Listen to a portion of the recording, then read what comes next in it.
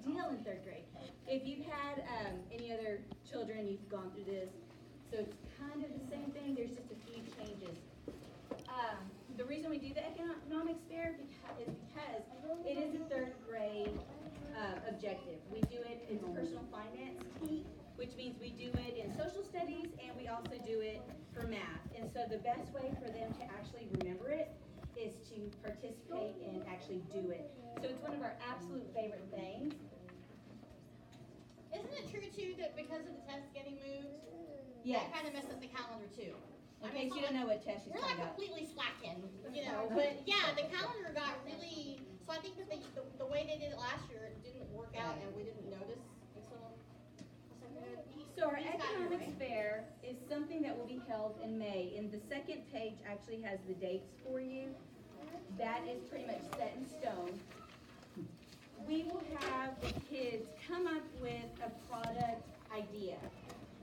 They will create the product at school, not at home. So you don't have to worry about helping them. Now, with some products, they might need mom or dad's help with like cutting it, and I'll go into more detail with that. But all of that will be done at school for 2 weeks. And they will go to the cafeteria, they will set up their store shop, they will set up all their items that they're selling, and the entire school will come in. It's almost like a trader's village when you come in. Like, it's really crazy. Like you walk in and they're like, hey, and they're like trying to sell it to you, and you're like, don't make eye contact. But they will sell you their product for real money. And it's great because it's also a great way for them to practice learning how to make change. We do give them calculators to help them. But kinder through 5th grade, kinder, first and second, they bring a bag of money and they'll buy the products. 4th graders and 5th graders, they bring a lot of money because they've done this and they get excited for the 3rd graders. So they bring their money and they buy the products. So I'll start with showing you some examples of some products that your child can make. These are just samples.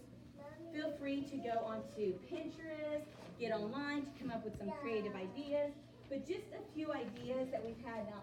This is a great example of where they needed dad's help, where dad would have to cut PVC pipe and then send it to school, and they would do the rest at school. Your child does need to bring like all the materials they'll need to make their product. If we have it at school, then they can use it. Scissors, glue, markers, crayons, construction paper. But if it's glue, like a special type of glue, hot glue guns, I will not help them with it. So if you trust your child to use a hot glue gun, I don't know if I trust these. But if you trust yours, feel free to send them with a hot glue gun, paints, some bowls. But this was a bow and arrow. I mean, we saw kids walking around with these, and I think he sold these for $5 each, and it's genius. We had that scrub salt. I don't know how to make it, but she looked it up and she got these little containers and made different scented scrub salt. We've had cute little piggy banks. It's just a water bottle. They cut a hole in it and decorate with them. Little piggy bank. I don't know how to make this, but that's cool. We get a lot of, the big thing is when all else fails are the stress balls. We usually have out of 100 kids, 80 kids make stress balls. We try to encourage them not to, but they just can't help it. The stress balls are just a balloon with flour inside.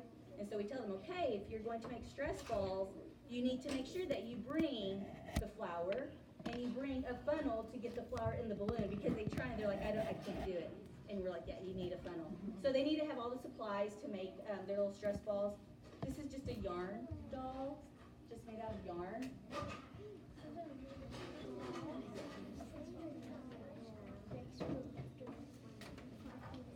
We've had some kids where they just use toilet paper rolls and there's a surprise inside it.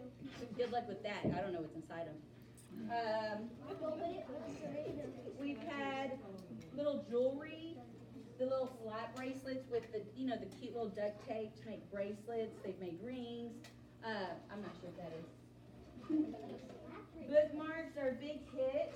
And we tell the kids, here's the deal. If you're going to sell a bookmark, it needs to look really good. It can't just be you just get plain notebook paper cut strips out. You gotta make it fancy, otherwise kids won't buy your product. So you wanna make sure you have a good product. Another cute one were the bookmark corners. These are really cute. So it's just origami. So in origami, some kids get really creative. These are just popsicle sticks, and then she made little clips, and the paper goes inside. This was just a glitter bottle. Yeah, sure, whatever.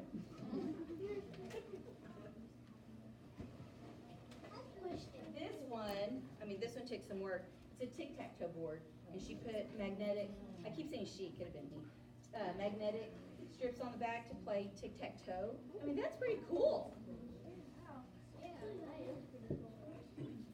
When all else fails, sell bags, because you're gonna need a bag for all the stuff you're buying at all the other stores. So bags are a big hit too.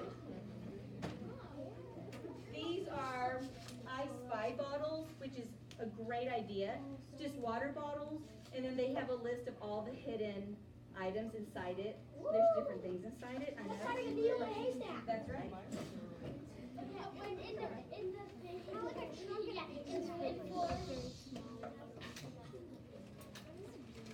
We've had little booklets, and this is just little notepad. I don't know how to open it. There's little notepads with paper. Cute. You know, you can go to Michael's and get all this kind of foam, like visors and sandals and whatnot.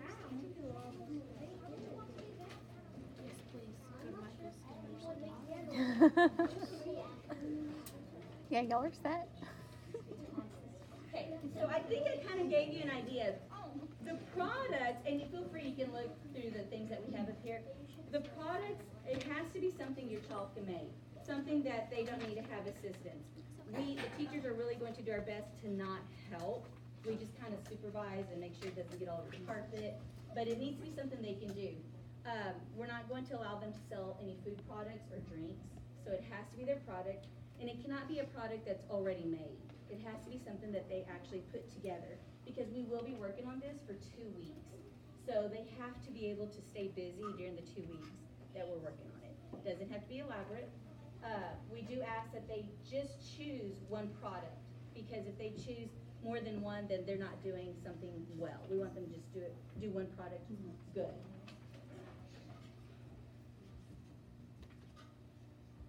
Okay.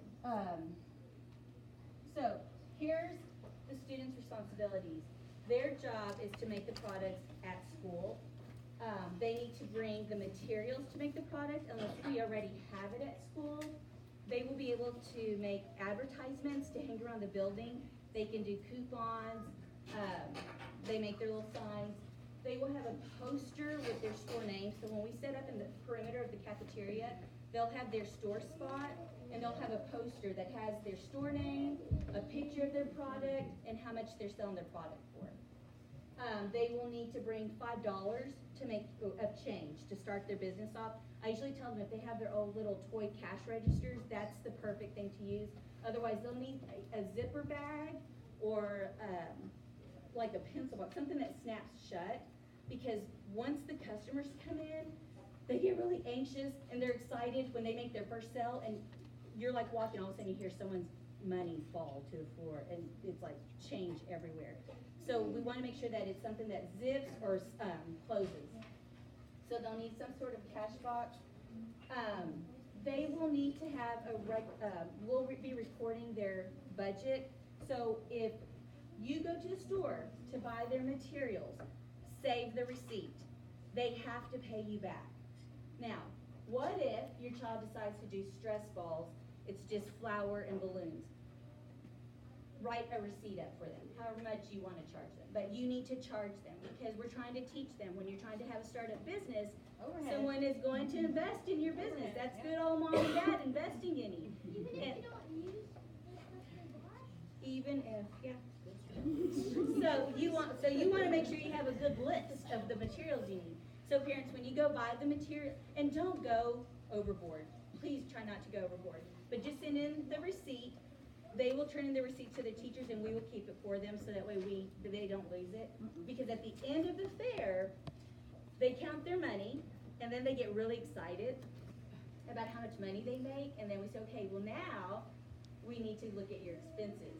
And then we deduct it, and that's when they're just like, oh, you know, they don't want to pay you back, but you gotta make them pay you back. You can shop at their store, but you have to pay them back. And I do tell the kids, if you have your own money, use your own money to buy your materials. But they're broke, so.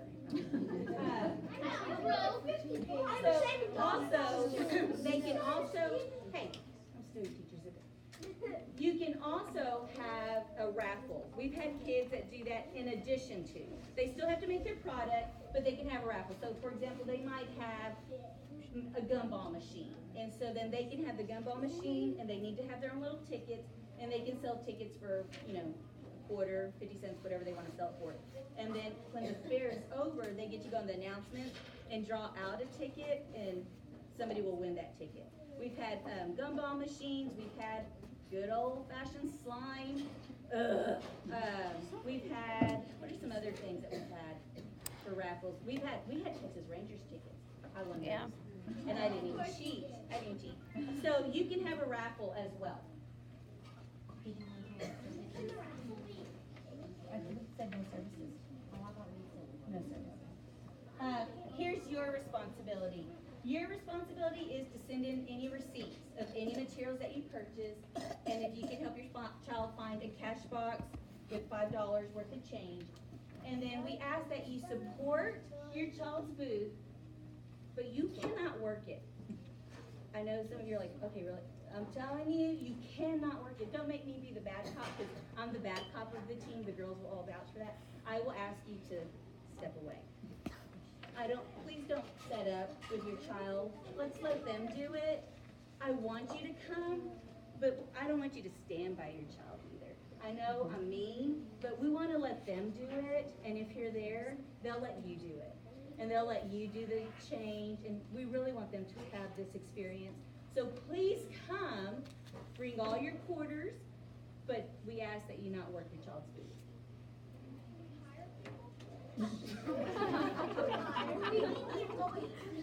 Okay, so just some helpful tips. We ask that you send in 2 storage containers. 1 storage container with the materials and anything they need, like if they need special scissors, if they need a funnel, if they need some special type of paint or glue or magnets or whatever, for, you know, to keep the materials. The other one is for the finished product. So if you could send in 2 containers. Also, they want to shop, and we let them shop if they bring money, and they have to show us their money the day before we get started. So if they're going to shop at the fair, we tell them, okay, did you bring money? How much? And we write it down, because they steal from their own cash register. And we're like, you're stealing from your own business. So we don't let them steal from their business. If they didn't bring money, they don't get to shop. Keep all receipts, and then make your child pay you back. On the container, did we talk about it having a lid? Yes, it has to have a lid. So we can stack them in the classroom when we're putting stuff away at the end of the day. So our fair will be held in the perimeter of the cafeteria. It's from 1 o'clock to 2:50, so feel free to come by any time. You can stay for the entire fair. You won't want to. I'm telling you, it's like Trader's Village. It's the 25th and the 26th. It's on a Wednesday and a Thursday. And feel free to come and shop. So on Thursday, we will ask the kids to keep their money here after the fair. We lock it up. And then on Friday, we sit with each child and help them count their money. And we record it on their paper to see if they made a profit or a loss. And then they take that money home, all of it. And then they will show you the paperwork that we did in class so that you can see the money and profits and all that good stuff. And then we will vote on a charity. And we ask that kids take a portion of their money and donate. We've had kids that have had a total loss and still donate.